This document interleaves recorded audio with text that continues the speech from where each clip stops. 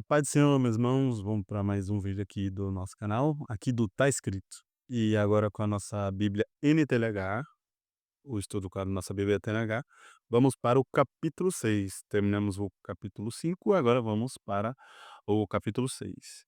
E o nosso subtítulo está Caridade. Vamos ver lá? Bora o texto?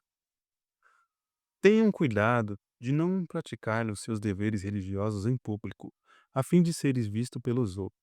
Se vocês agirem assim, não receberão nenhuma recompensa do Pai de vocês, que está no céu. Quando você der alguma coisa a uma pessoa necessitada, não fique contando o que fez, como os hipócritas fazem nas sinagogas e nas ruas. Eles fazem isso para serem elogiados pelos outros. Eu afirmo a você que isto é verdade. Eles já receberam a sua recompensa. Mas vocês, quando ajudarem alguma pessoa necessitada, faça isso de tal modo que nem mesmo seu amigo mais íntimo fique sabendo do que você fez. Isso deve ficar em segredo, e o Pai que vê o que você faz em segredo lhe dará a recompensa. Então, vamos lá. Pergunta que não quer calar. Fazer caridade, é, fazer caridade para que os outros vejam, será que é pecado? Resposta: não. Mas vamos entender o porquê não. Primeiro, Jesus começa falando aqui: cuidado para vocês quando fazerem suas atividades religiosas em público, aí ele fala que a fim de serem vistos. Então ele não fala nada de, ele já começa falando assim sobre ato religioso. Se você for pregar na praça, faça isso, mas com a intenção de fazer um serviço para Deus, não para que você seja visto. Algumas pessoas pregam na rua, mas será que o intuito do coração delas é para que salvar almas? Ou será que é para ter likes, seguidores, curtida, né? Ser um influenciador? Mas o, o intuito dela de fazer aquilo lá, pregar na rua, ou qualquer ato religioso que ele fala aqui no texto, tem que ser sempre para Deus, tudo para louvar a Deus. Lembra? Ser o sal da terra, a luz do mundo, para que o Pai, para que a luz que está em você, o ímpio venha glorificar a Deus. Então ele fala assim: se vocês agirem assim, não receberão nenhuma recompensa do Pai que está no céu. Se você fazer isso, eh, se você fazer qualquer coisa esperando algo em troca de alguém, Deus não se agrada, porque você está barganhando, você está fazendo querendo algo em troca. Mesmo que aquela pessoa não tenha como devolver, mas ela te idolatre, porque você não está dando a glória para Deus. João Batista falou que ele cresça e eu diminua, né. Quando os discípulos começaram os discípulos de Jesus começaram a batizar, os discípulos de João foram falar para João: "João, os discípulos estão começando a batizar, Jesus está batizando mais gente que você". E ele falou assim: "É necessário que aconteça, que ele cresça e eu diminua". Então, tudo é para ele, a glória é para ele. É necessário que Deus cresça e nós diminuamos nas ruas. Pode ver que o ato de caridade aqui era um ato também religioso, um ato de tinha nas sinagogas e também nas ruas. Então, quando ele fala aqui dos fariseus, que eles faziam isso, os fariseus, ele foi um grupo, né, que falou: "Ó, agora vamos tentar buscar a santificação aqui do povo aqui, o povo tá muito morno aí, vamos tentar ser um modelo para esse povo, vamos tentar ser um modelo aqui".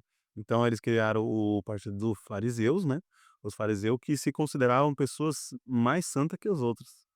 Mas quando eles começaram com boas intenções. Mas depois ao longo, né, começaram a se orgulhar: eu sou perfeito, não toco em cadáver, guardo o sábado e faço isso, aquilo", né. Então, Jesus mostra que até expulsavam até demônios, então, pode ver. O intuito que eles estavam tendo já não era mais para Deus, mas era para o seu próprio orgulho. Pode ver que muitas vezes eles tentavam achar um jeito de pegar Jesus nas suas próprias parábolas, tentaram pegar Jesus para matá-lo, porque a luz que estava em Jesus já estava ofuscando eles, e eles em vez de, se converter e voltar à palavra, porque Jesus só falava algo da palavra, eles tentavam achar um jeito de pegar Jesus, e ainda mais, sem que ninguém soubesse que foi eles que fez. Eles ficavam preocupados em pegar Jesus à luz do dia, por quê? Por quê? Porque o povo amava Jesus. O povo amava Jesus, porque Jesus era gente como a gente. E o povo amava Jesus, então, por causa que eles não gostavam de Jesus, eles queriam achar um meio de pegar. Pode ver que quando eles pegam Jesus, ali com os fariseus, os saduceus com o sinédrio ali, eles pegam Jesus aonde? No Getsemane, lá no monte, à noite, né? No mo à noite, aonde não tinha ninguém, só alguns discípulos. Então olha só, né, como é que o orgulho, né, vai crescendo, vai virando uma bola de neve, né. Como a Bíblia diz: "Um abismo chama o outro". Então é algo que começou sincero, mas foi se perdendo. Jesus até advertiu eles: "A blasfema contra o Espírito Santo é o pior dos pecados". A blasfema do Espírito Santo é você reconhecer tudo ali, tudo indica que é Jesus e você, negar, né, negar isso. Eles receberam a recompensa deles, mas aqui se você for ver, a recompensa terrena.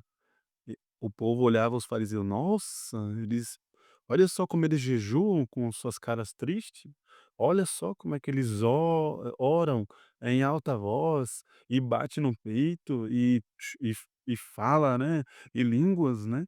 Olha só como é que eles oram, né". Todo mundo ficava, né. Então, aquilo alimentava o ego deles. Então, é a recompensa que eles recebiam. Aquilo aumentava o ego deles, e eles ficavam orgulhosos. Ver que Jesus, ele já quando eles falavam eterno, né, o eterno, Jesus fala o nosso Pai, Jesus traz Deus como o nosso Pai. Então, há algo de intimidade. E para que você veja e para você, fazer o seu pai feliz, ver seu pai feliz é só obedecer, não é verdade? Que pai que gosta do filho que não obedece, né? Então o princípio de um bom pai é o próprio Deus.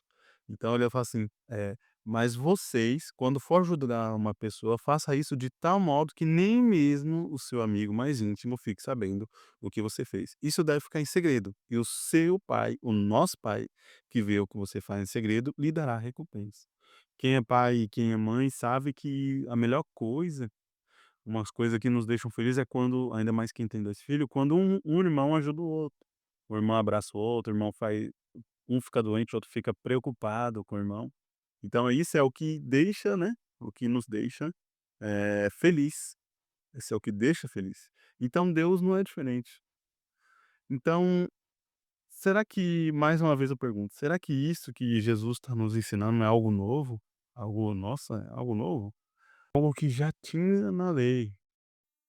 Deus sempre teve, um amor, né, pelas os órfãos e as viúvas. Pode ver que até pelos mais, né, desfavorecidos ali.